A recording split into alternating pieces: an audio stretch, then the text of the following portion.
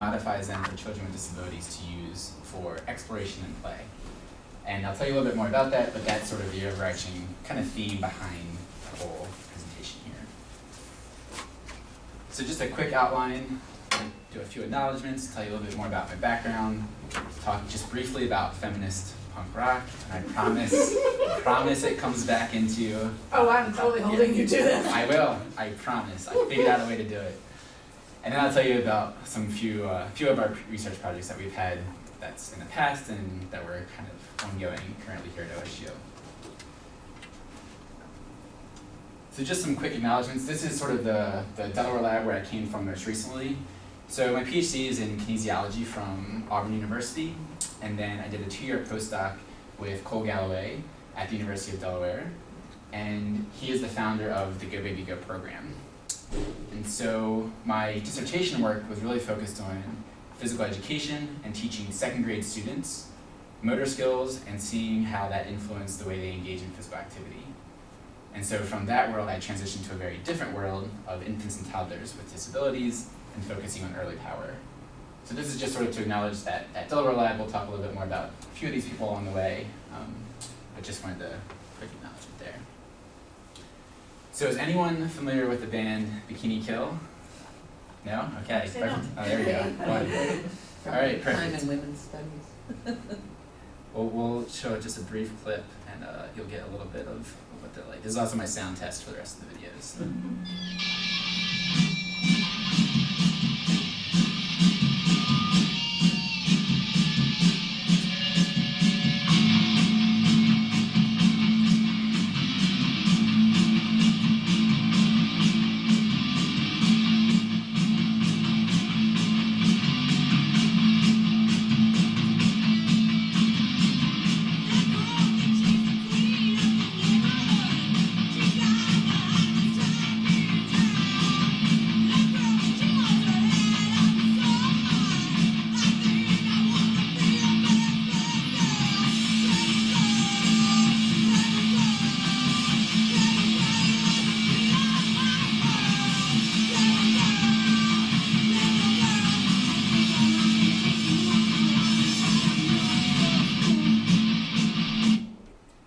So that is Bikini Kill. So how did I figure out a way to relate that to my research, right?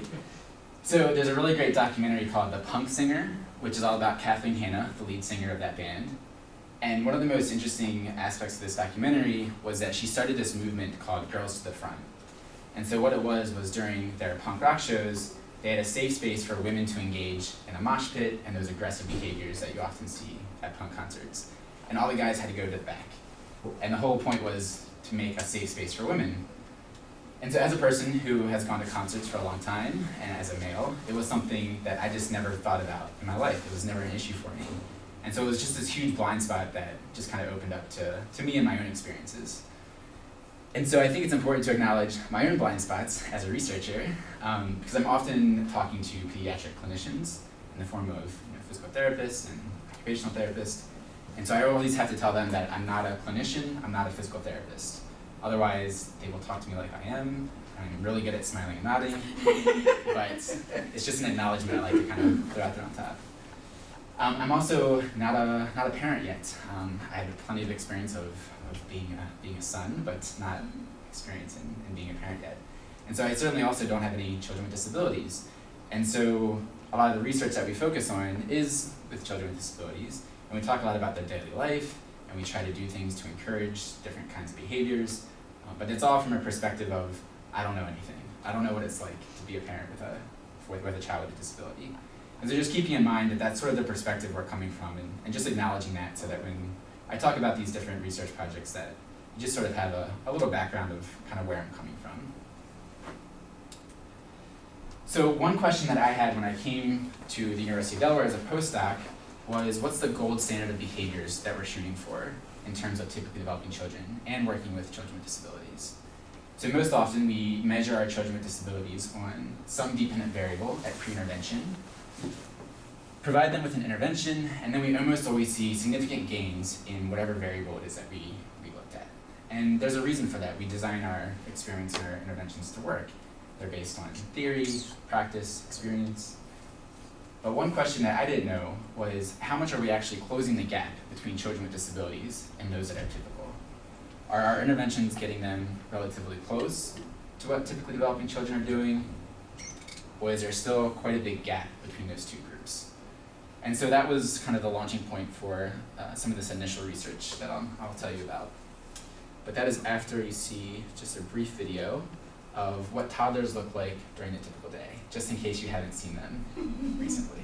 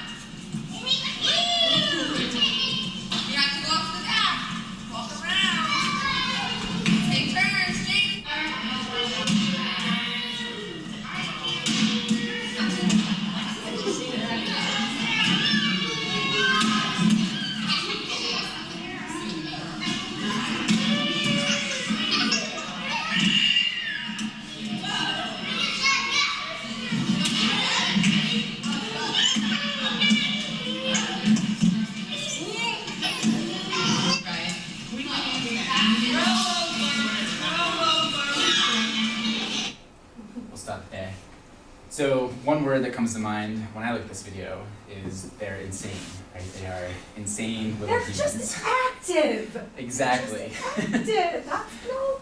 Yeah. It's perfect. So they are very active, and what you see when you look at that clip is how central movement is to their social interactions. So movement is really what's tying all of development together. And so one of the main ways that I study research is through behavioral observations. And so what this means is we'll often use a observation interval where for 5 seconds we will look at a video recording, and then for 10 seconds we'll record their behaviors based on standardized protocols. And so every minute we'll end up with 4 behavioral intervals of the different sorts of behaviors that we're looking at. So all of this is really just to kind of highlight that the next 2 graphs that you're going to see are based on over 15,000 behavioral intervals that we observed. So it took about 120 hours from video recording to observing to recording. So it's just sort of an acknowledgement of sort of where this data came from. So here what you're looking at is a very specific variable that we've called social mobility. And so what this means is that during those 5-second observation intervals, a child had to be moving from one place to another while simultaneously directly interacting with a peer. So those 2 things had to co-occur in order for them to be considered socially mobile within that interval. What you have on the y-axis is the mean % of time that we observe them, and then what you have on the x-axis are their age in years. And so first, let me just walk you through the typically developing group over here. So from age 1, they're spending less than 10% of their day in social mobility, all the way up to 5 years old, where about 50% of their day is being spent in social mobility. And there were about 10 to 12 kids in each of these different bars here, just a little bit of background. So that's what you would expect. New walkers aren't too social, they're not walking that much either. Obviously 5-year-olds, they're walking, moving, running, interacting quite a bit. And so what you'll see over here are 3 children with disabilities. Apologize for labeling, we're trying to figure out a better way with still getting the information across. But you still see their ages. You can compare them to their typically developing peers. So these 2 are 2-year-olds, and this is a 3-year-old. So this first little girl, she was diagnosed with cerebral palsy. She was in a standing wheelchair, so she wasn't able to move on her own. And so that's what you would expect. Second little guy here, he was diagnosed with seizure disorder, and the way that he would present is if he was in the gymnasium and there was a foam mat, sort of a ramp, he might walk over, he'd walk to the top of it, and then he would sort of kind of wait for a cue from someone. So someone would have to come over, use a physical cue or a verbal cue to prompt him to jump off. He would jump off, he'd sort of wander around a little bit more, and he really had to be directly kind of guided through that experience. So physically he could walk and run, but yet he didn't engage in the same sorts of social mobility behaviors as his typically developing peers, even though he was capable. And then finally, the last little guy was diagnosed with a tethered spinal cord, which presents a lot like spina bifida, where the base of their spinal cord is tethered at some points, so it results in leg paralysis to different degrees depending on where that tethering occurred. You'll see a couple videos of him later on, so you'll get a little bit more kind of what that looks like. But again, just him compared to his typically developing peers, you can see how much lower he is on this variable of social mobility. So we're always sensitive to trying, there's value in comparing children with and without disabilities. Also being, sensitive and aware that sometimes those comparisons aren't necessarily always the best idea. And from a face value point of view, we understood that this is probably what we were going to expect, that we were going to see, but we felt it was really important to document it and to really highlight that this gap exists. Because I think we know that these differences exist, but until you can really kind of visually show it and understand the importance of why it is to close that gap, something sort of gets lost in translation there. So don't be overwhelmed by this graph. I'll give you the big take-home points.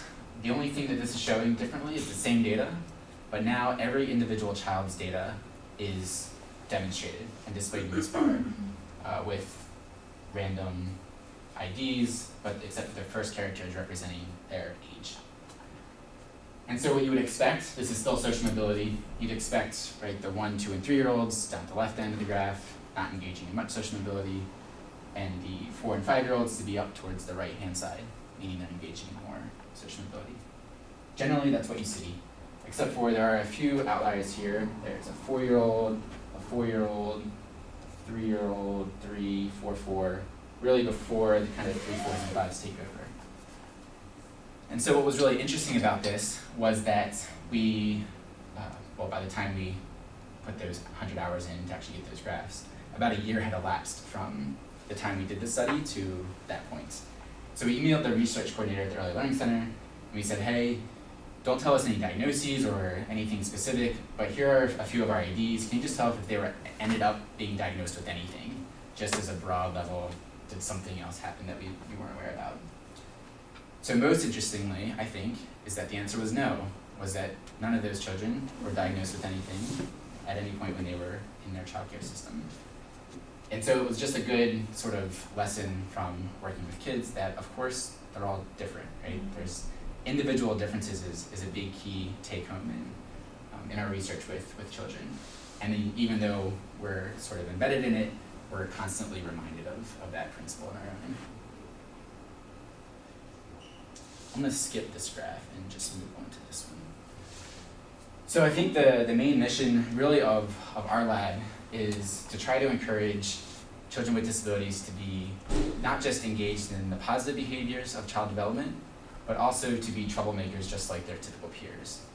Knowing that there's a lot that happens with social interactions from all the bad stuff that kids do, as well as the good stuff, but being able to tell your mom no, to run away, to run down the grocery store aisle, there's a lot of back and forth social interaction that happens as a result of that. And just highlighting the importance of that and trying to develop technology that can promote those opportunities. So I have one more off presentation over here.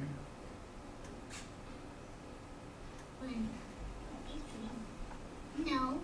Hey, Wiggling. No, it's raining. No, it's Wiggling. No, it's raining. My mom told me it's Wiggling. It was raining. No. Yes, it is. My mom told me it was Wiggling, not raining. My mom said it is raining. No, my mom told me it's Wiggling.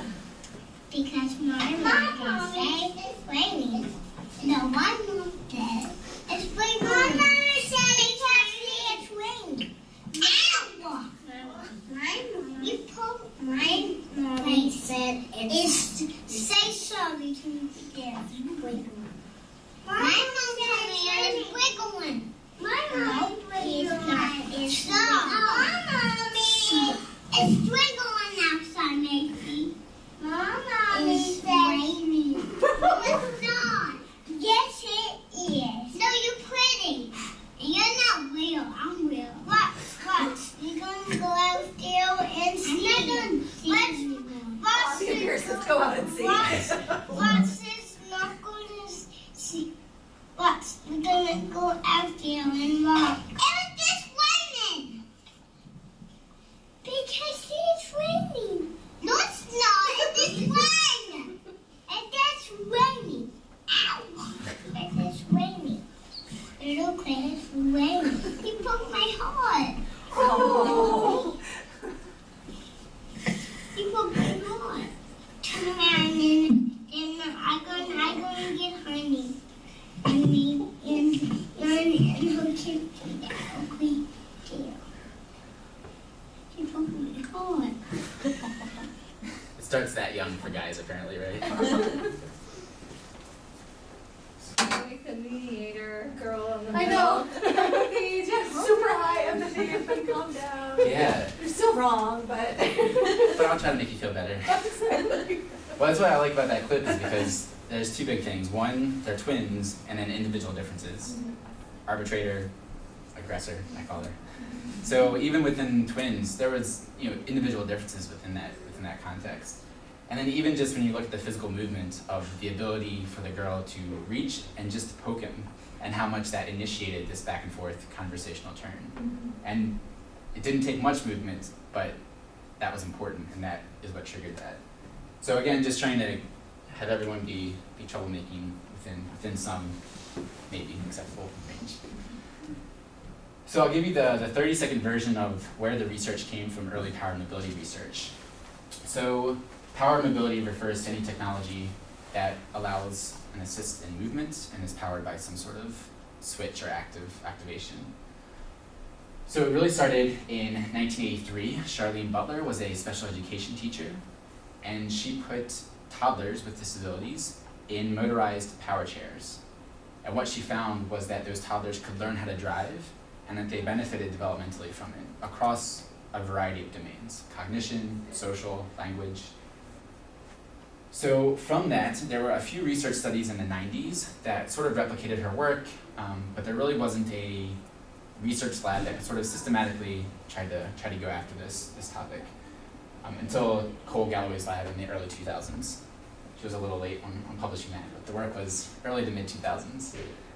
And so essentially what they did was they replicated some of the earlier work from Charlene Butler, but now showed that infants as young as 6 months old, with and without disabilities, could learn how to drive this high-tech robot that was joystick-driven and could move in any direction. And they experienced the same developmental benefits that Charlene demonstrated in her early work in the mid-80s. So the frustrating part of this was that Cole would go around and speak and talk about their work, and yet there was no commercially available device for children with birth to 3 to move. There was no commercially available robot. That's why they had to build one.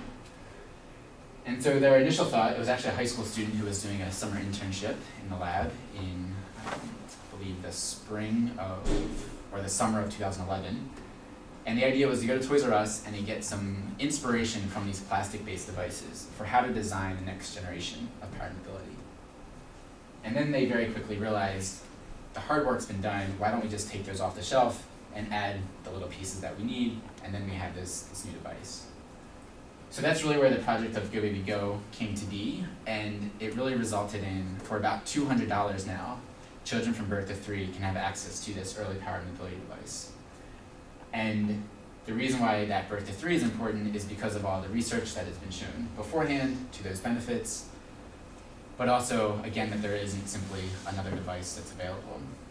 The first power chair that's pretty similar to that one over there, the modern one, children can get at 3 years old, but often don't until they're 4, 5, 6, 7, 8, 9 years old because of insurance requests and denials and the cost of it. They start at $17,000 for the smallest model, and by the time you add on what you need to add on in order for it to work, it's about $30,000 for the smallest version. And so there still isn't anything available, and so that's where the project has really filled that gap. We do 2 main modifications. One is the activation switch, where we simply replace the switch that exists in the car, which is typically either a foot switch or a small push button with your finger. And we adapt this large adaptive switch that's very easy to press with a large surface area. And then we also use PVC and Velcro to build up the seating support for each individual child. So that's sort of the main part of the Good Behavior research. I'm going to skip through the hard data and give you more of the fun stuff. This has been published, so you're more welcome to go and find it, or I can send it to you.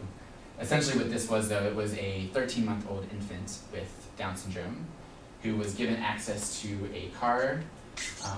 For the baseline period, we came every couple of weeks. She drove for 10 minutes at a time. She was not given any other opportunities to drive. We measured her again at pre-intervention, and then during the intervention, she was given daily opportunities to drive every single day. And we still came back once every couple of weeks to measure the changes. And then we measured her again at post-intervention. So essentially what you're seeing here is you're seeing a decline of Natalie compared to her typical peers from baseline to pre-intervention, which is exactly what you would expect. Infants with Down syndrome are pretty similar to their peers up until about 3 months of age, and then sort of the developmental curve changes, and our children with Down syndrome do not advance nearly as quickly as our typically developing kids. So from 13 months old to 16 months old, there was a greater separation between Natalie's skills from those of typically developing peers. From pre-intervention to post-intervention, which was another 3-month period, the exact same time period, we saw a change in the trajectory. So she started to increase her skills towards typically developing children's skills. It's not to say that she was demonstrating scores that were similar to typically developing children, just that her trajectory had changed to, rather than a further and further apart, she was getting closer. She was heading in that direction. And so this is the absolute value of the score. So growth and maturation could explain potentially why she developed at time point 0, 3 months later, 3 months later. But with comparing them to typically developing scores, the idea is that she changed her trajectory. And that was similar for caregiver-assisted skills as well as functional skills, so the same patterns. This is the pediatric evaluation disability inventory. So what does this look like? This is Diamond. You can see she's up to it. She's activating the switch with her right hand on this guitar.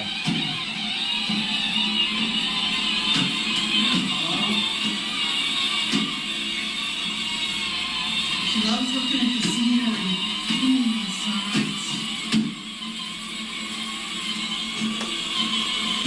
Hey, Diamond. It's like she's scared of it. I know. She can't remember a like this as a measure of enjoyment. So happy. Are you happy? Okay, ready for big turn? Yeah, that's the best part.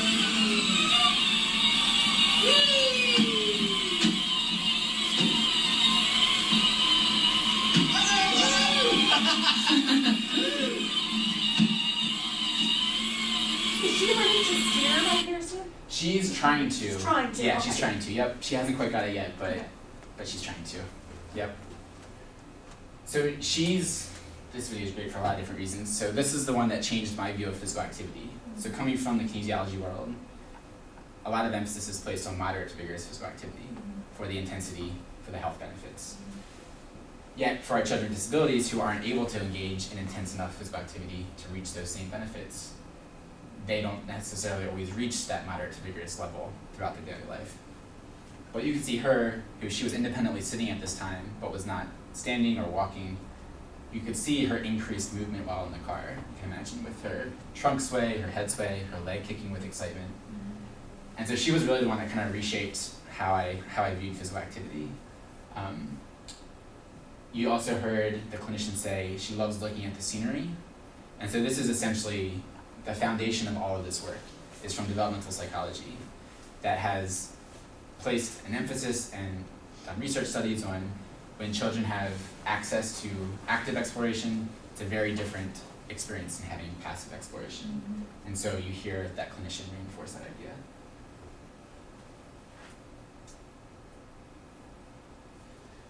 So, in the interest of time, I'm going to continue on here.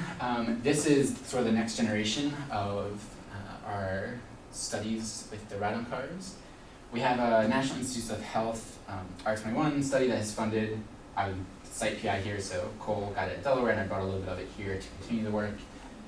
This is a sit-stand car.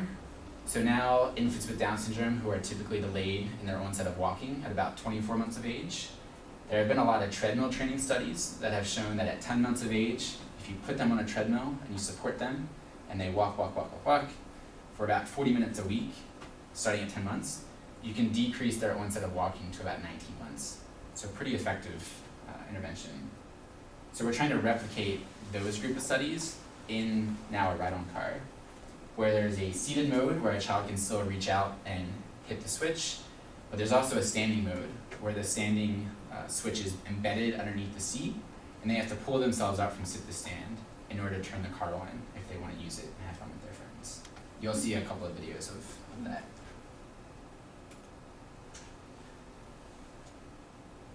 So here is a little guy.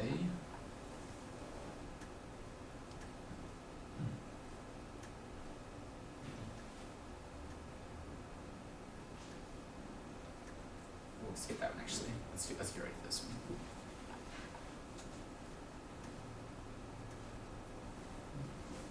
one. Saying media not found. Oh, is it? Bottom layer. Do you have your files in a different folder? Usually this one's, I think something happened though in my retooling. So let me, I can find it pretty quickly though.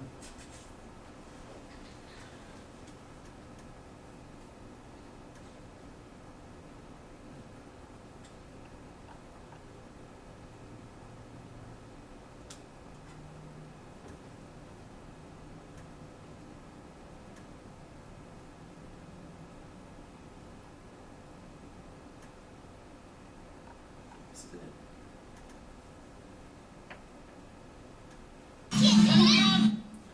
So this is the little guy who's using a standing car, just like I described, but on the playground. And what you'll see is, you won't really see it in action, the switch, because it's underneath the seat, but you'll see him stand up in order to turn the car on. And he is a little guy who typically uses loft strand crutches to get around, so those forearm crutches. So we'll see what he does on the playground with the car. I'm getting a turn right now. Maybe today I'm a little bit fair. We'll let friends take a turn. Whoa, there you go.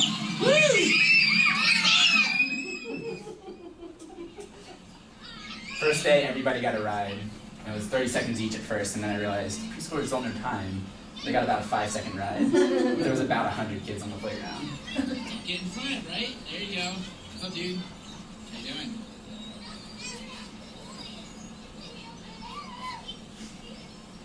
Hey, dude. How's it going?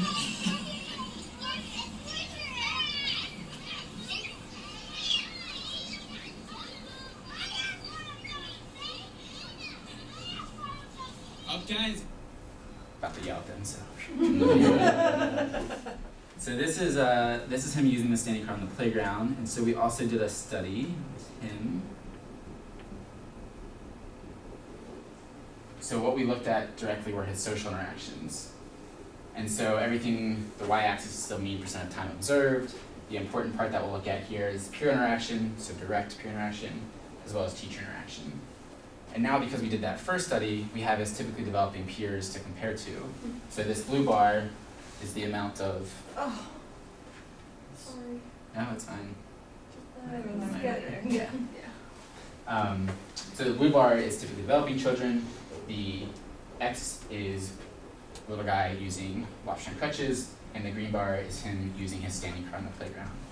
And what essentially we saw was about a 10% increase in peer interaction and about a 10% decrease in teacher interaction, which is exactly what we were hoping for. Still not necessarily the same as typically developing children, but certainly in that direction. And I should mention, it's sort of a general disclaimer that I'm not advocating for the ride-on cars, that there's the solution for everyone for all reasons. We really hope that there is, everything's moving away. It's my computer.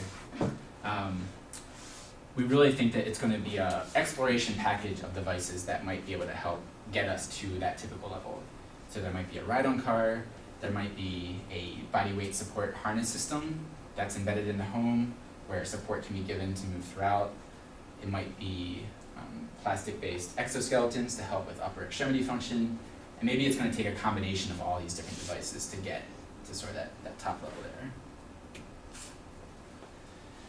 So these are all the sort of self-identified Go Baby Go sites. We've helped launch all of these different sites in different ways. Sometimes it's simply just sharing our resources. Other times it's conducting workshops where we go and we teach clinicians and families how to build these cars. And it's a great way to jumpstart and kind of kick off a local program. Because now it's sort of that train-the-trainer approach where we go and we train anywhere from 20 to 80 people. They modify anywhere from 5 to 20 cars, and now we go back home and now they're trained and they can kind of start their local program. This is a little outdated. There's, at last count, there was over 50 sites, both nationally and internationally, that have taken this on and are listed formally in our main website.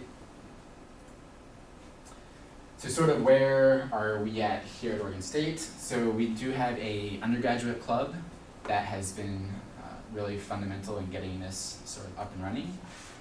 They came up with this, the Children's Adapted Resources for Social Mobility, with the abbreviation of CARS.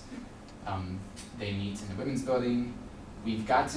So I arrived in September of 2014 with sort of an empty lab. We're up to about 125 cars that have gone out. So it's been really busy, I guess is the best word. But we have received support from the Women's Giving Circle here at OSU to help with some of that outreach and service part of it. So that is going really well. We're also, I've mentioned this in passing, but here's the sit-stand study that we're actually conducting here. Let's see if these are embedded.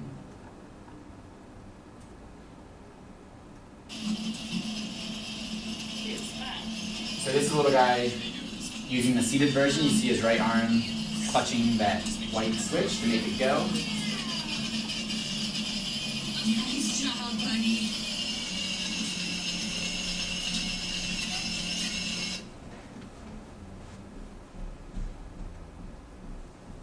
Let's film that.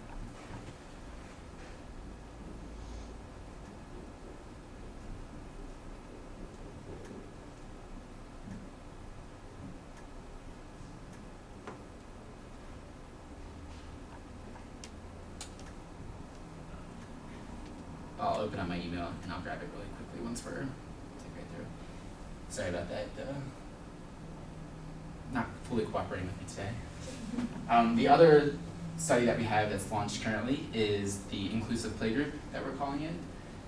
So this is about 20 children, half with disabilities and half without, between the ages of 1 and 3, who come to the women's building gym on a weekly basis. And it's really a free play, sort of unstructured movement opportunity. With all kinds of different developmentally appropriate toys being available, and eventually this is kind of the first practice session, but eventually the kids with disabilities will use the ride-on cars. And so we're looking at the same types of variables that you saw before with social mobility, physical activity, and social interactions.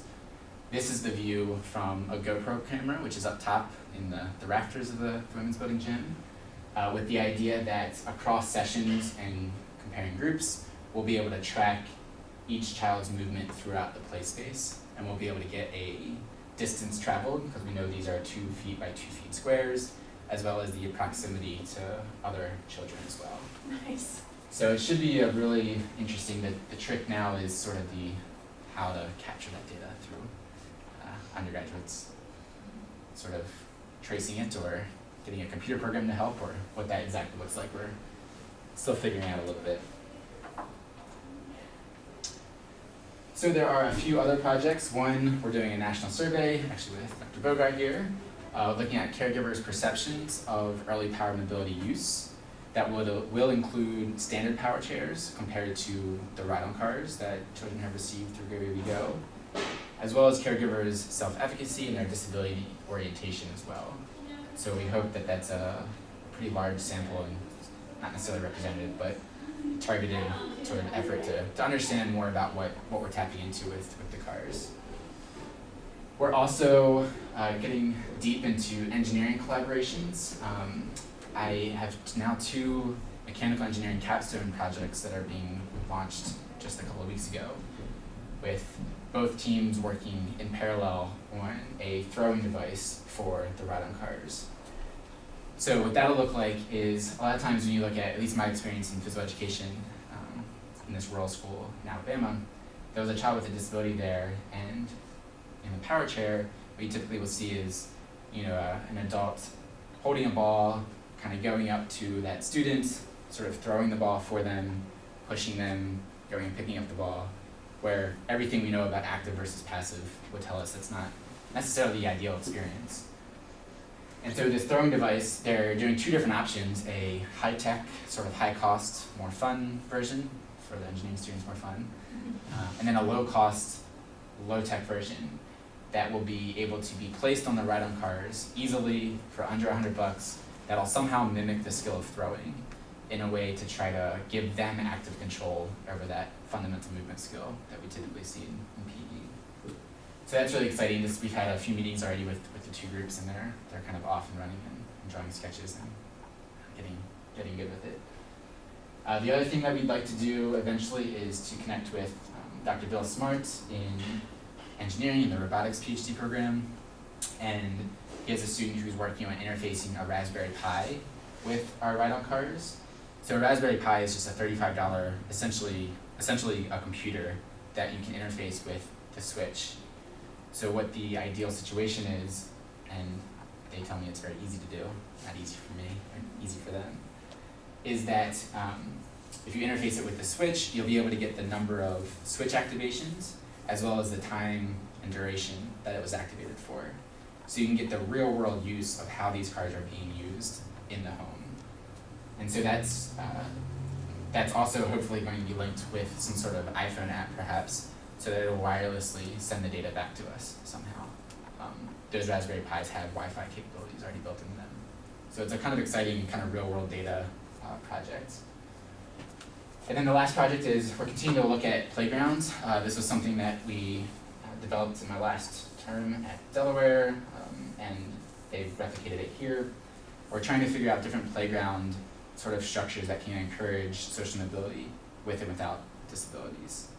So this is a car wash, obviously, with the ride-on car going underneath, but there's also gears on the left side here.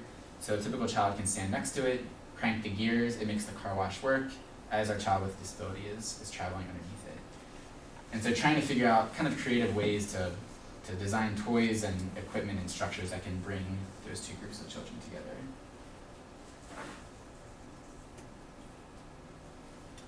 And then I think if there was any one, I'll just give you the top take-home point here, of just thinking of independent mobility as a basic, human right. I think one of our main sort of philosophies is that we understand there's not necessarily always the best reason to compare children with and without disabilities, but typical children should be sort of the gold standard that we're reaching for. And if typically developing infants are walking between 10 to 14 months of age, then how can we justify, waiting until 3, 4, 5 years old to give children with disabilities a means to move? And just always trying to keep, what are typical kids doing, and is this right, what we're sort of advocating for on the other side of that coin. So that's really my biggest take home. There are many, many students, not even all of them are listed here, that help make all of this possible. It's probably my favorite picture in the world. This is actually Joshua Guess, who's a new faculty in engineering, and graduated from Auburn as well just a couple years ago. That's him and his kiddo. And I think we have plenty of time for questions. I'll bring up that standing video while we take any questions though. Yeah. I guess somewhat relevant to the car wash thing, but on the peer interactions there towards the end, Mm-hmm. do you have any data on kind of who's initiating the interactions? You know what I mean? Like Yeah. whether the car's getting driven over where the kids are, or where the other kids are kind of chasing the car. So Yeah, so 2 points. One, that's great, and that's what we're doing in the playgroup now. We're using a more in-depth social coding to figure that stuff out. Anecdotally, from him using that car, there was a novel aspect to it. So when he first used it, all the kids came to him. But as that wore off, we did certainly notice that he used the car in different ways to engage in social. So he started playing games like tag, good guys, bad guys, superheroes. So we didn't measure that sort of quality of peer interaction, but that was something that we saw that he changed the way he used it over time. So it's a great question. Mm-hmm. I could imagine it being valuable either way, but also that, like you said, it might change. I guess both him and the other kids kind of get used to it. Exactly, and that's what we're hoping with the Playgroup too. Some weeks kids will use cars, some weeks they won't use cars. So when they get access to mobility and they can travel from one place to another, when they're not in the car, does that same motivation to move actually translate into changing their behaviors out of the car, which is exactly what you just mentioned. Yeah. Yep, you got it. Yeah. I love the design with the GoPro and the That's and the great. Yeah. measured tiles. That's fabulous. Smart. Any help on coding that would be great. Well, you are on your own, buddy. Well, the easy answer, you got it. You have like 20 undergrads. Exactly. That's exactly And right. you know, you can pair up with the engineers too if they want to help you out with the computer program Exactly. or something. Putting all our feelers out on that. But Yeah. I also wondered if you considered or have looked at when there are two kids with or two or more kids with Mhm. disabilities who are concurrently using the mobility, are they interacting with each other? Great, and that's Playgroup. That's what we're hoping to see. So all the research that's been done with the ride-on cars has really been focused on physical skills, cognition, language, social, from a developmental assessment point of view. And so that's what we really, with this Playgroup and looking at behavioral coding, are we capturing that as well. So that's Mhm. exactly what we hope to look at as well. Mhm. Yeah. Yeah, it should be really interesting.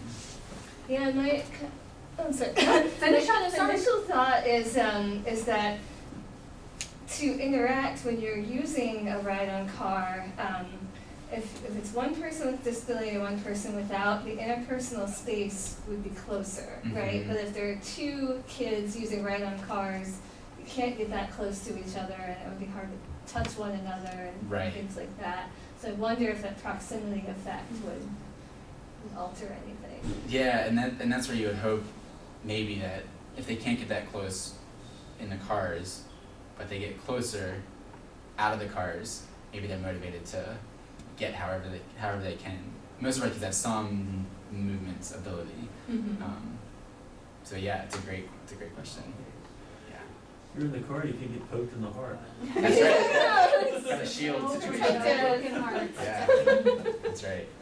What do parents say when you introduce this into a family setting or a playgroup setting? Yeah, so we're really lucky because traditionally parents' perceptions of power mobility is, that means I'm giving up on walking and I'm going to need this thing forever because it costs $30,000. But we're really in this nice little kind of niche of we get the science side, but it's also still a toy. And so, I mean, near universal reactions from the parents of positive. I'd say it's about 80 to 90% for the kids. There's always, out of 10, I'd say every one or two, nope, not for me, and will interesting. never. Just outright refusal. Yeah. Interesting. It's usually, and I'd say out of those two, one of them over time, 3-4 weeks of practice at home they'll buy in. But there's, 1 out of 10 who, the cars are noisy, for their little bodies. I was going to ask you about the noise, actually. Yeah. So most of them, I think the cause and effect of getting to move kind of outweighs any potential kind of annoyance with the noise. But for children with sensory complications, sensor sensitivities are just going to freak sometimes. Yeah. Exactly. So it's certainly not perfect for everyone, but that's kind of been. I mean, that's my one reason I experience. didn't buy one of those ride-on cars for my typically normative developing child, because the noise was going to drive me absolutely. That's right. Yeah. So I can really be empathetic to any child with an auditory sensitivity Absolutely. or a vibration that would sort of set off something for them. Yep. And we always preface when we do these workshops because we encourage them to bring in 5-7 kids to test drive toward the end. But we always, kind of make our rounds with the parents of there's no pressure, not every child likes it immediately, don't feel like it's a success or failure, just kind of kind of preface all of that before trying to be sensitive to that. Yeah. I have a couple of questions. So what's your sense, have you measured the adaptation process? So, like, how, like, the process of how the child learns to use this device and what that looks like. And I guess then a follow-up question is, like, have you looked at the active versus passive in this sense? So Yep. you could imagine it in different ways. So this case where they're active, but they're also getting kind of the passive information as well. Mm-hmm. You could imagine also where they're still doing the active controls and there's almost like a little robot that's moving around for them, so it's still getting the information, but they're not getting the sensory stimulation in the same way. Yeah, great question. So just kind of thinking about those processes, have you looked at those at all, or? Yeah, so I actually have answers to both those questions, surprisingly. Yeah, so the first one, yes, we've looked at how they learn to drive. So we've categorized it as independent driving, assisted driving, and caregiver driving. And that can be anything from the frequency of joystick contacts to the duration of those contacts. And they all learn how to drive. All of the kids that have been in our studies have learned. And what's the kind of timeline of that? So baseline, it's hit or miss, when every 2 weeks or so, they get only 10 minutes of driving. At the start of the intervention, when they're given daily opportunities to drive, by week 1, 2, 3, 4 at the latest, they're often driving a majority of the time on their own, as a general kind of, to the point where we're not even sure if in the next study we're going to measure the same things that we have in the past, because we kind of know they can drive. The active versus passive we've talked about with trying to design some sort of protocol where some kids have active exploration through an obstacle course, where another group has passive, where someone pushes them through. There is a study at Delaware, though, that Cole and an engineering professor are doing, where they're using a dual-seated robot paradigm. So 2 robots joined at the hip, active joystick, passive joystick. So active baby always controls the whole device. Passive baby can do whatever he or she wants with that joystick and it does nothing, and measuring the same developmental outcomes over time as well. What we expect to happen is that active baby is going to show developmental gains that passive baby won't. And that's from... Passive baby that learned helplessness. Learn helplessness, Yeah, exactly. Yeah. You're gonna need to undo that. Those will be typical kids at least. But that all stems from Held and Hine in 1963 study. It's a famous kitten study of tethered active cat, I walk, I move, passive cat, I'm in a box. I can walk all I want, but I'm on a box, I don't actually move anywhere. Active cat moves them around, passive cat is passive, and active cat demonstrates visual spatial awareness, and passive cat does not. So that's sort of where the chain goes back to animal studies and how that's linked to early power and sort of where we are today.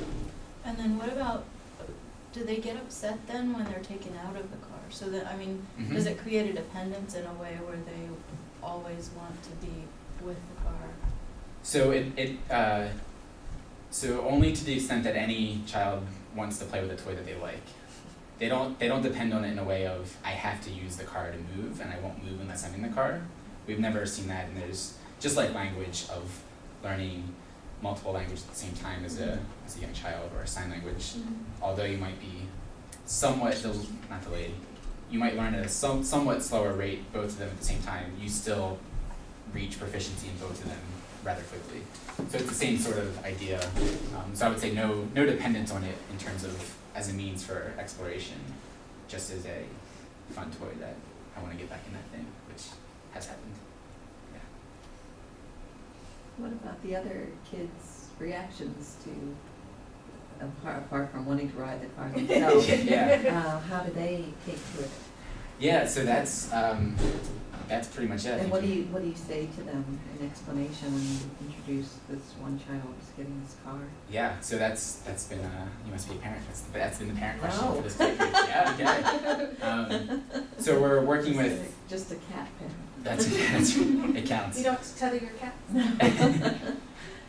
So with the playgroup, what we're doing is offering for typically developing kids that they come a few minutes early before we actually start the video cameras. They can have a turn, as well as at the end, so that we can kind of sandwich the experiences on either end, so that they're not ripping kids out of the cars, right? Isn't there, why does he or she get a car and I don't? Yeah, I'm sure parents will be explaining about mobility disabilities and they aren't able to crawl and walk like you, and this gives them a way to explore and play like you can. I imagine that'll kind of be parents' discretion, I guess, so we won't step in too far there. But we'll be talking to the parents in terms of that introduction and strategies for that. Mm-hmm. I think Patty has a really good point. That actually might be an interesting data point to collect. You could check in with parents, you know, has so-and-so asked about the cars and why he or she is not able to use them for the most part, you know, and see how parents are finding it. Yeah, it's a great point. I will definitely make a note of that to ask, because we have one of our kids that's in it talking to the mom yesterday, and she knew when she drove past the stadium, she knew they were coming. So we're going to the playgroup, Beaver Bus playgroup. That's their Tuesday night thing. So I imagine the kids that aren't getting the ride might have similar associations with, oh, we're going to that place that I don't get to ride the thing. You know, they could certainly say something, right? Yeah.